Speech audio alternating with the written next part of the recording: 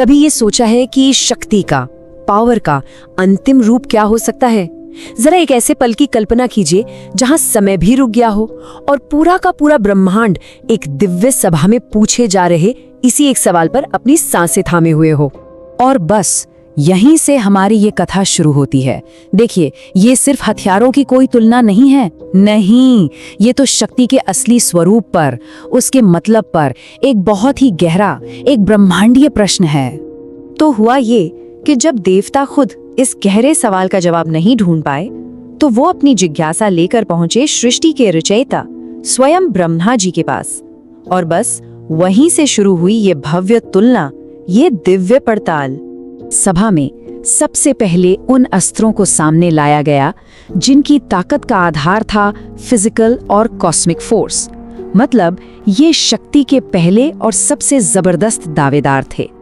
तो यहाँ हम उन अस्त्रों की बात कर रहे हैं जो सृष्टि के भौतिक नियमों को, फिजिक्स के लॉज को अपनी मर्जी से मोड़ सकते हैं।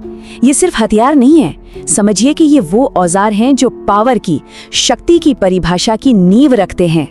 अच्छा, अब इस स्लाइड में जो बात है ना, वो वाकई कमाल की है। ये है शक्ति का पैमाना, उसका स्केल। एक तरफ विष्णु जी की कौमुद की गदा, सोचिए एक ही वार में बड़े बड़े पहाड़ खिलौनों की तरह बिखर जाएं।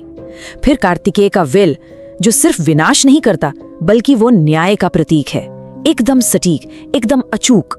और फिर महादेव का पिनाक धनुष, जिसे चलाने की तो बात ही छोड़िए, सिर्फ उसकी डोरी को छू लेने भर से तीनों लोकों में कंपन हो जाता है। तो अब हम शक्ति के एक बिल्कुल अलग और ज्यादा गहरे लेवल में जा रहे हैं।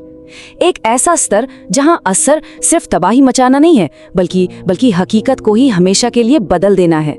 ब्रह्मास्त्र को समझना बहुत जरूरी है, क्योंकि ये सिर्फ एक हथियार नहीं है, नहीं, ये एक ऐसी शक्ति है जिसका इस्तेमाल एक ऐसी घटना को जन्म देता है जिसे कभी वापस नहीं लिया जा सकता।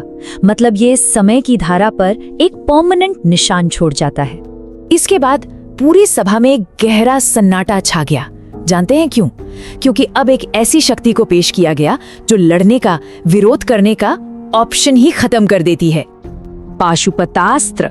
इसकी खासियत इसकी ताकत में नहीं बल्कि इसकी अनिवार्यता में है। इसके सामने कोई चॉइस नहीं होती, सिर्फ समर्पण होता है।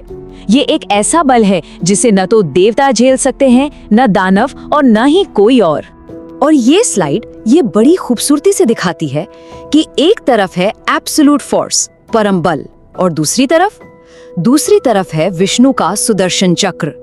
ये सिर्फ स्पीड की बात नहीं है, ये तो प्रतीक है ब्रह्मांडीय व्यवस्था का, जिसे हम धर्म कहते हैं। मतलब वो नियम जो पूरे ब्रह्मांड को बैलेंस में रखता है। एक ऐसी शक्ति जो अचूक है क्योंकि वो ब्रह्मांड के नियम के साथ चलती है। अब सभा अपने आखिरी पड़ाव पर पहुंच चुकी थी। माहौल में श्रद्धा और एक गहरा विस्मय था, क्योंकि अब उस शक्ति की बात होने वाली थी जो हर परिभाषा, हर समझ से परे थी। और फिर अंत में वो अस्त्र सामने आया जिसके आगे पूरा ब्रह्मांड नतमस्तक है। देखिए, ये कोई युद्ध का अस्त्र नहीं है, ये तो कॉस्मिक ऑर्डर, ब्रह्मांडीय व्यवस्था का एक साधन है। वो शक्ति जो हमेशा महादेव के हाथों में रहती है, उनका त्रिशूल, जिसके सामने पूरा ब्रह्मांड झुक जाता है।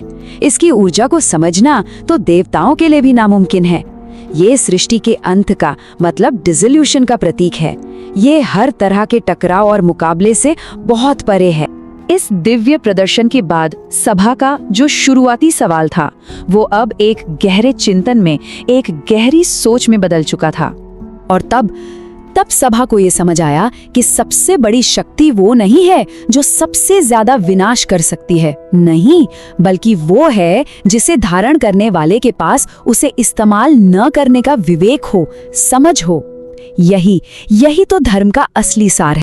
तो सवाल अब हमारे सामने है, क्या सबसे बड़ी शक्ति विनाश करने की क्षमता है, या फिर हकीकत को बदल देने की, या फिर वो शक्ति जिसे कोई समझ ही नहीं सकता? परम शक्ति को असल में कौन सी चीज परिभाषित करती है?